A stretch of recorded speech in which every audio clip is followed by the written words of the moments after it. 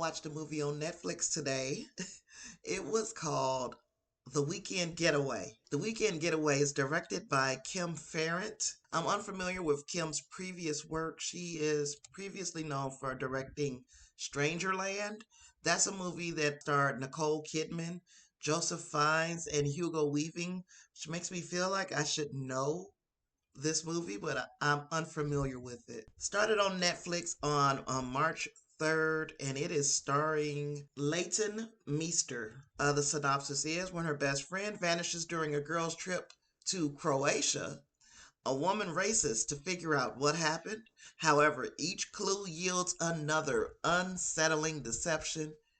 If you'd like to know what I thought of The Weekend Getaway without spoiling the movie, then let's go. Okay, first of all, beside Leighton Meester, she didn't star in this movie by herself. There were several other co-stars of the movie. It's Christina Wolf, who played her friend Kate, Ziad Bakri, who played Zane, Luke Norris, who played Beth's husband, Rob. And, there are several other named characters, but I'm not going to name them all. Okay, so Leighton Meester stars as Beth. Beth is a kind of new-ish mother. Her daughter is like 9, 10 months old. So she's a newish mother. And for the first time since she's had this baby, she is going on a weekend getaway with her best friend. Her husband, Rob, staying at home with the baby. We get to Croatia. Croatia is where these ladies are spending their weekend. And let me tell you, the bed and breakfast they chose was beautiful. It didn't take long for us to realize that there is a difference, a very distinct difference between the personalities of these two women. Whereas Beth is a mother, a homebody. She wears more mom clothes, whereas Kate is a party girl. She's used to the high-end lifestyle. She is used to having somebody to basically sponsor her. And this weekend is on one of her previous sponsors, who I think was an ex-husband. So the previous sponsor, ex-husband, is named Jay. That is whose credit card they are charging this entire weekend to. Keep in mind also that Beth had no idea that her friend was charging their weekend to the ex-boyfriend. That's neither here nor there, but that is a part of Beth's personality. She wouldn't have gone along with it as easily if she had known that they were basically stealing this trip. Kate is probably the worst person in the world to go on this type of vacation, kind of get away with. Another thing that is really different about these ladies is that they have different ideas of what a great weekend getaway looks like. Kate just wants to party, party, party. She has been shoving drinks in Beth's face ever since the moment she walked into that bed and breakfast. Whereas Beth, because she's a new parent, she wants to de-stress. She wants to relax. That was her intention on this vacation. That is not Kate's intention for her at all. Her friend Kate has recently broken up with her boyfriend, so it seems like misery loves company, and she wants now Beth to rethink her whole marriage. And this girls' trip is just a way for Kate to get in Beth's head. I don't know if it was intended for it to feel that way, but that is the way it felt from the beginning. Just this high pressure, high sales situation. Kate is trying to get Beth to live the single life, and she's not single. Despite the fact that there has been a rough patch in her marriage, she is not done. She's not ready to throw in the towel on her relationship. But anywho, because I'm not going to spoil this movie for you, we can just say we know somebody gets killed, right? It's Kate. Yeah, Kate gets killed in Croatia.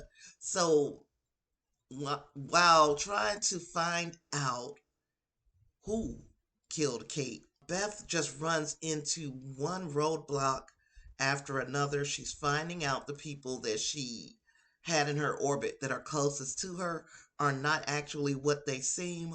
And it just unravels and deteriorates until we get to the point where Beth finds out who kills Kate, and these revelations change her life forever. There was no way she could predict that this was about to happen. It was completely unpredictable for her. For me, not so much, but for Beth, it was nearly impossible for her to see it coming. Now, it's not wholly predictable like some Netflix movies. Shout out to Brazen, Alyssa Milano, I see you. This is one where you can start playing the process of elimination and start eliminating suspects until you come to the proper conclusion on your own. And you think that because Beth is living this situation and you're just watching it on TV, that she would have been able to pick up on this shit too. But again, this was not terrible. It wasn't a terribly predictable movie. In fact, it wasn't terrible at all. And this is something that I have been saying more and more about Netflix movies over the last, say, maybe 8 to 10 months, that they have been nailing it. And I know I have been very critical in the past of Netflix movies, how they usually suck. This movie didn't suck. This movie is also not the gold standard for filmmaking either. Were some things that I had some issues with. One of my issues is more of that minor annoyance, and that is the semi predictability of the film. We talked about that already. I'm not going to beat the dead horse. I guess one of the biggest thing for me is it feels like, even though this movie is an hour and a half long, it feels like it was longer and then they cut. But when they did their edits, they left some of the plot threads that they wanted to kind of close out at wherever these cuts were made in the movie. Some of those plot threads were left dangling. Some things were introduced that we really never got this answer to. To me, it's not a perfect movie. Even with its flaws, it one thing it wasn't was boring. There were no huge lulls in the action. Once Beth went Jessica Fletcher, she went full Jessica Fletcher. There was always something going on. There was always another piece to the puzzle. There was always a piece that you could eliminate from the puzzle. There was always something happening to keep your attention in this movie. I probably would have been upset if I would have gone and paid money to see this movie, but as a part of a subscription service, it wasn't a complete and utter waste of an hour and 30 minutes. Hell, it might even make you want to rethink most, if not all, of your lifelong friendships. The acting was very well done as well. The cast really got into their roles, um, especially the Leighton Meester playing Beth. As far as being a person who is conveying that they are in a desperate situation in a foreign land, then yes, she checked the boxes. She did an admirable job with what she was given.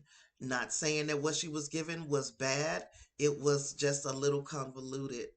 We went a long way to find Kate's killer, let me tell you. And it was almost right there in our face from the beginning. It was just almost right there from the beginning of the movie, nearly.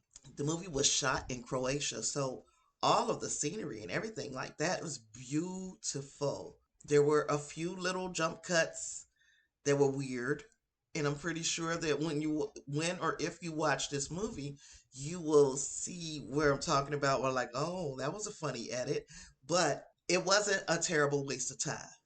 And that's what you're looking for in a streaming movie. Most of the time, you just want to have something to entertain you for that hour and a half. And this, to me, checks that box. It was at the absolute least entertaining. Now, at least it's entertaining to me. Because when you look at the Rotten Tomatoes scores, you will find that the critics mostly liked it, but not by very much of a percentage. It was 53% of it found it fresh. And the audiences, it didn't fare as well. It was 42% of the audience that thought that this was something worth watching. I'm telling you my opinion. Everybody ain't gonna agree. It wasn't the best movie of 2022 so far, but it absolutely was not the worst. Shout out one more time. Praising. I see you over there. Yes. I enjoyed it. If I have to give this a rating, which I do because I am reviewing this movie, if I have to give this movie a rating out of my regular 5 stars, I guess it would be a 3.5. 3.5 is a fair rating, a review, and it's not a complete and total waste of time. I do recommend you to watch this movie. If you do watch the movie, I would love to hear your thoughts about it. Put those thoughts down in the comments below. Also, while you're down there, do me the honor of subscribing to my channel, turning on your notifications so you'll know when I post a new video, and share it with somebody, anybody, people you like, people you don't like. It don't matter. I'm trying to grow this thing. I'd like to be to 2,000 subscribers by August. I would like to be to 2,000 subscribers. I can't get there without your help. Um, I appreciate each and every one of you for watching my video today. Thanks so much to all my patrons. Keep your eyes and ears open for another movie or series review, and I will see you in the next one. Peace.